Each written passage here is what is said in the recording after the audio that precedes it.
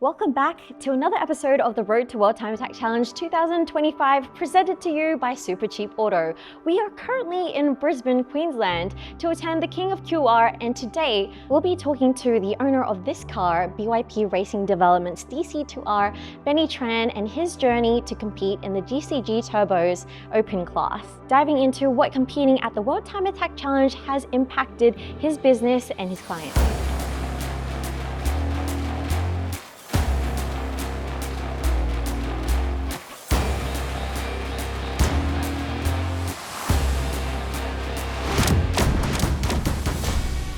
Yeah, hi, so my name's Benny from BYP Racing. This is our Time Attack DC2R. Then we've been competing at World Time Attack for the last probably 12 years, and for this year we're back again competing in normal Open. Before I ask you more about the car itself, I'd love to know about how BYP came about. Well, our journey started probably doing track days, probably back in 2008, where we evolved and probably built our first Honda Civic 92 model with a B18 type R-swap, and then from there I guess our love and passion for motorsport started, and then we started tinkering in the backyard, and then now we had an opportunity in 2012 to move into a commercial property, and we've been in business for the last 13 years now. Yeah. So you're well known for developing Hondas. Where does your passion for Honda cars come from? Me and my brother, so it's a joint business, my twin brother Jimmy. We built a Honda Civic EG, then he had a Suzuki Swift, quite highly modified for just track days. And then after probably a track day at Wayfield Park, the Honda was way faster, just for the basic setup. And then from there, we just found the Honda platform to be fast, reliable, simple to work on. And we found a gap in the market, like no one was doing it, so no one was offering their services. So we were doing engine conversions and basic upgrades. Yeah, it just evolved from there, and then to how it is now, to our business, not only in Sydney but Australia wide and now worldwide as well. So we're supplying not only our services but parts worldwide. What does BYP stand for? Well, we started in backyard, so we called it Backyard Performance. Yeah, so and we just held that initial for so how many long now, and we just kept with it. So, but it's evolved so much over the years.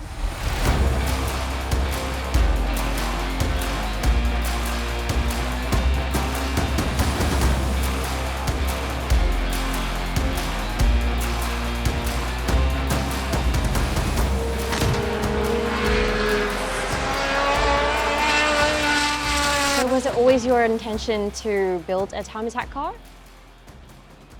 Back in 2010, it was always built with attention time. It was never built to do 5 consecutive laps. It was only built to do 2 laps for time attack.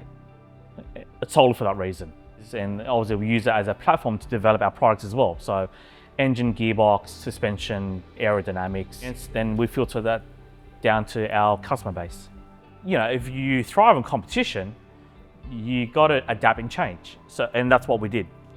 Competition made us hungry and more competitive, and then we had to adapt and change and made the car more competitive. And from our track record, you can see from our results, we use it as a platform to just to push ourselves to get the result we want against competition as well, and then against the rules that allow us to build the cars. So we've been talking about the car that's been sitting next to you. Correct. We'd love to know where it all started with it. Well, it started as a street car, really. So it started with a converted 2.4 litre street car, did street duties. I actually driven it as a daily, and then we actually on-sold it to a customer. We developed it for him, supercharged it. He did track days, enjoyed it, and then he lost a bit of passion for it. Then we bought it back and then converted to a full race car, like roll cage, aerodynamics. In 2013, I believe that was the first World Time Attack this car competed in. Going back to yourself, what is your experience with motorsports? My experience basically is just track days, and then from there we've done door-to-door racing. So yeah, we're quite active in that at the moment. So we've got another car that we do endurance racing, sprint racing, which is, I'll call it the sister car of this. So it's less power, it does longer races, profile basically off this car, but the tamed version, which can do multiple laps rather than all out one lap pace. And what makes the Honda DC2 platform the best for time attack? Well, in my opinion, for the speed and performance we got out of it and its simplicity, it just works so well. I mean, we haven't re-engineered a whole lot of things, and it still runs a lot of Honda standard parts, double wishbone suspension, standard uprights, standard pickup points, standard knuckles, standard control arms. They're all standard components where we look at other cars and you see their builds and everything's changed to get the speed or the performance. On this car, it just works. It's well balanced, it's just easy to drive, which then, again, our customers look at that and they go, well, that's cool. I mean, we can all run these standard components and be this fast and know it's not gonna break on us at the racetrack at this level. Hi, we'd just like to take this short break to thank Supercheap Auto for making this Road to World Time Attack Challenge super. Join Supercheap Auto Club membership to get super deals, discounts, and offers at supercheapauto.com.au. Now back to the video. We are now standing here with Benny and your DC2R. Benny, I'd love to know what engine package you're running here. So originally this car comes with a 1.8 B18C engine, which sits the other way. So with the help with companies like Hasbro Performance and other US companies, this engine is now fitted into the engine bay. So it runs one of our built 700 horsepower K24 long blocks, well, force fed with a Roadtrack supercharger C3892. So we've been running the supercharger probably since 2013. To this day, we run about 25 pounds of boost for it. And yeah, we make close to 700 horsepower at the front hubs. Were there any parts of the engine that you've had to rework or reiterate? Yeah, definitely over the years. I mean, since 2013, we're talking about nearly 12 years of development. So we've learned a lot. I mean, years ago, we started with a stock engine supercharger. We ran 500 horsepower and we still podium. But these days, everyone's got 1,000 horsepower, 1,200 horsepower. So you can't run on a standard motor. I mean, you'll leave Rodney on the side of the main straight. So over the years, it's pushed us to develop our engine program. So built this engine and then on-sold, I don't know how many, we sell at least 30 built engines a year at this sort of power level. And then from this engine, we've done drag racing, roll racing. So we've got up to 1,000 horsepower builds as well. So yeah, it's just pushed ourselves to build different engine packages for based off this platform for our clientele base. Basically kept this engine package pretty streamlined. At the end of the day, you don't want a custom one-off head. You go grenade motor, you want to be waiting 6 months for another cylinder head.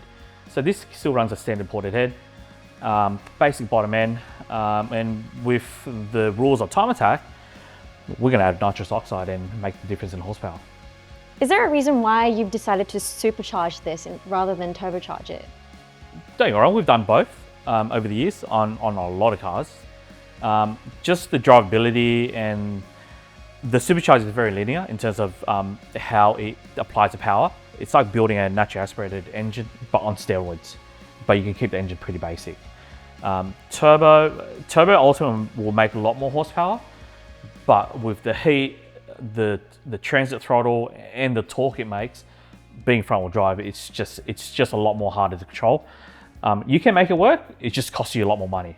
Yeah, we're not against turbo, but for this application, proven it and people saying it works. And I mean, for the simplicity, it comes in, doesn't get hot. We don't have any boost issue, no boost control.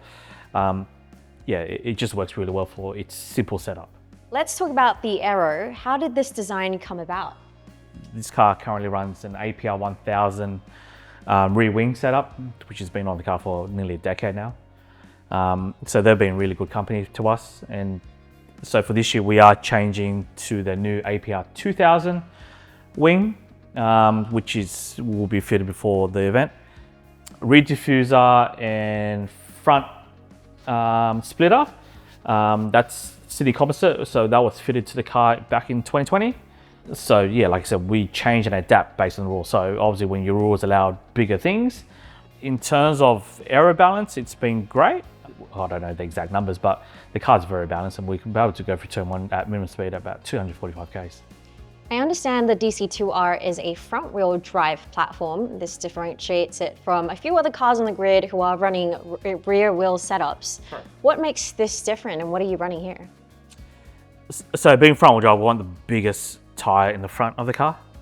So being the widest tyre we can run based on the rules is a 295 35 18 Advent 050 soft.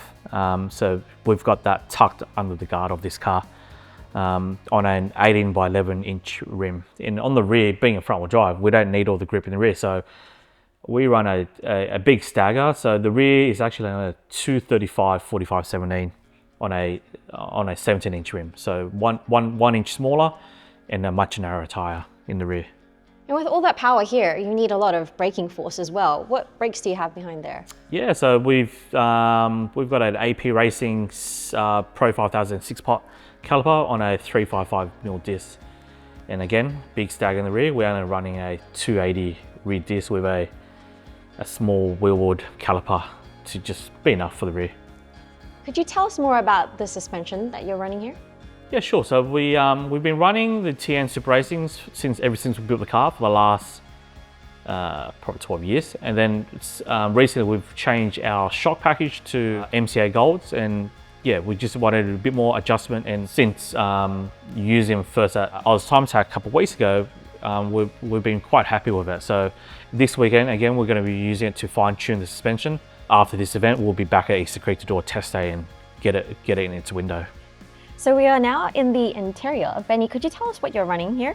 The interior is pretty basic. I mean, it's all stripped out. We've got a basic wiring. We've got a Motec dash, which does our data acquisition, lap timing, predictive. I mean, that's probably one of the cool features of having a time attack car.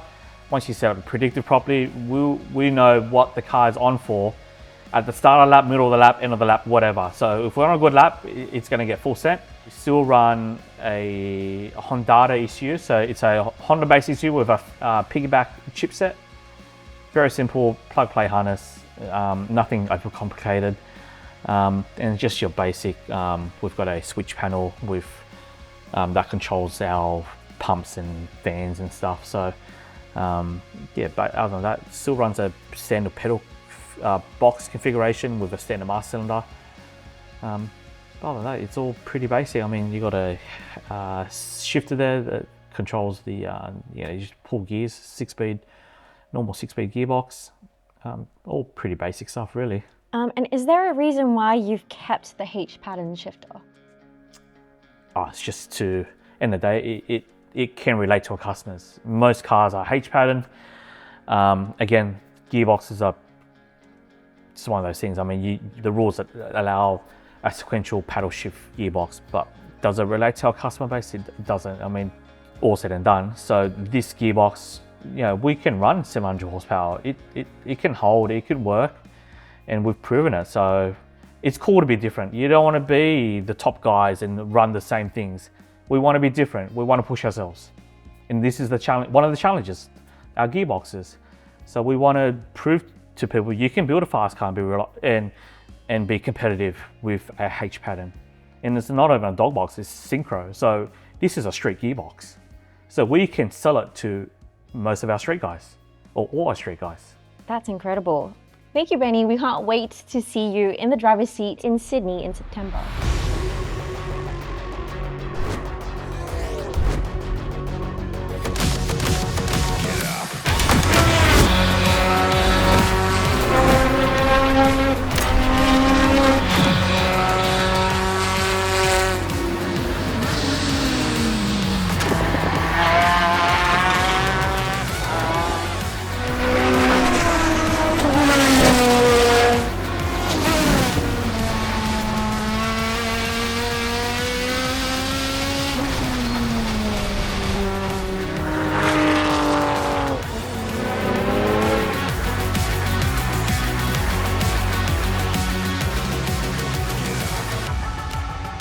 And you found success racing in your DC2R. Do you have a formula to bring the best out of the cars that you're working on? To build the best, I mean, our philosophy of building cars is pretty much to keep it pretty simple. So over the years, people do see the car, and when people do look at it, they go, it's such a simple car. That can relate to most of our demographic. If you keep it simple, people can afford it. If you make it too complex, they say it looks cool, but they can't afford it. So in that regards, we want to build a car that's simple, which we can then sell packages of it. So that's our philosophy when we put the car together for this sort of racing. I mean, these days, to be top tier, people expect you need the top tier stuff to do well. But we've proven it. You can be competitive and be pretty simple as well. Building a car like this requires quite a bit of dedication. What impact has competing in the World Time Attack Challenge had on you personally? Yeah, it does. I mean, cars like these does take a lot of time and effort, but again, me and my brother, some extra hands of help, we've got it pretty down pat. So it's a small team, but it works well. And again, if you keep it simple, you don't need a lot of time to work on the car. So, we still run a normal business day to day. Then on top of this is just a side thing. So, we do dedicate some time to it, but at the end of the day, we still got to run a business and yes, keep our customers happy as well. How has the World Time Attack Challenge contributed to your business? So over the years, it's actually contributed quite a bit. We've built and profiled a lot of our cars based off our time attack cars for our customer cars, and they've seen it, so they know it works. Grab awareness, especially for our business and the Honda platform, what these cars can achieve on these build levels. So not only the DC2, we've got the other Civic platforms like the EKs, then we've got the Honda S2000 platform, and then in future you might see a Honda NSX. What is it about Time Attack that you love? Probably it's just that thrill of that one lap. You got to get perfect. So fortunately, over the last 2 years in the shootout, we were able to go faster. So it's that thrill, that sensation, that focus on you, where you got to make it count. As a driver, car, machinery, all in one. Being front wheel drive, you got to make sure the rear end is ready. If not, then turn one's going to be a bit hairy. So there's a lot of pressure, I'll say, and a lot of calculation, and it's just a thrill, I guess. Of time attack. You got that one lap. We know the tires only last us a lap, so you got the one lap to focus on and get it right. If you don't get it right, then nothing's going to happen. It could be the difference between podium and fourth place. So what's your mindset like heading into this year's event? Are you chasing a certain lap time, a podium? Look, podiums are great, but yeah, every year we want to focus on achieving a certain lap time. Last year, we had a bad run. We did go a bit faster than the previous year, so we're still happy. But yeah, ultimately this year we are chasing a certain lap time based on what we think the car can achieve. And if we sit on the podium, so be it. If we did, it doesn't matter. We still want to hit a certain lap time and be proud of our team effort.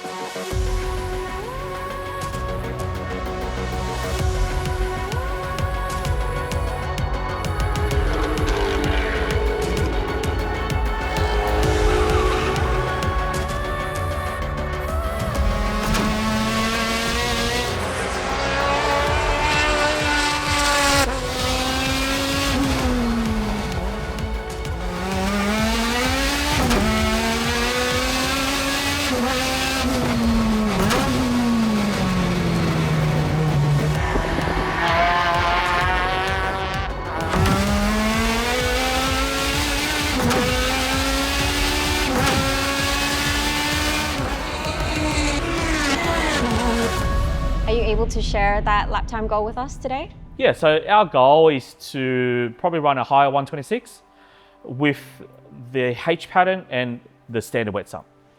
And where would you say the car is at this year? Is it ready, or are there any last minute changes that you're going to make before the September weekend? We just came back from winning Oz Time Attack. So, we've got a different gearbox in it to suit the small tracks. And again, this weekend we're at QR, so being a sort of small track, it stay the same gearbox. Going into World Timers in a couple of weeks, it would get a revised gearbox with longer ratios to suit the top speed, around 270 Ks or something. And then we'll have nitrous on board for the extra horsepower. So you mentioned that this build is quite, I guess, on the lower end in terms of building a time attack car. What is your advice to someone who wants to start out building a time attack car? Build over years. Like this is not the first year. We ran this for 10 years and it's been through probably how many aero changes, how many engine changes, how many gearbox changes, how many revisions we've done. But yeah, don't aim too high and build an all-out car and expect the best. Start basic, learn the car, drive it, tweak it, adjust, modify, and it's a journey. You enjoy it. That's my recommendation for most guys. And do you have any final thoughts for fans that are watching your story? If you see us, I mean, we'll be in one garage. Come say hi. We're always willing to have a chat, share the car, show around the car. You know, we're not secretive. We're open book. So you ask anything, we'll happy share it.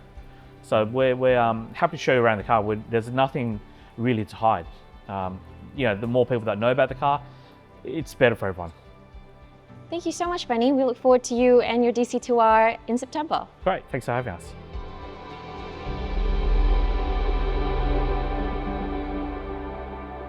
We hope that you enjoyed this deep dive into Benny Tran's car. Thank you so much to Benny, and a bigger thanks to Supercheap Auto for making this road to World Time Attack super. If you want to support us and get the merch, visit WTACshop.com, and we'll see you all in September.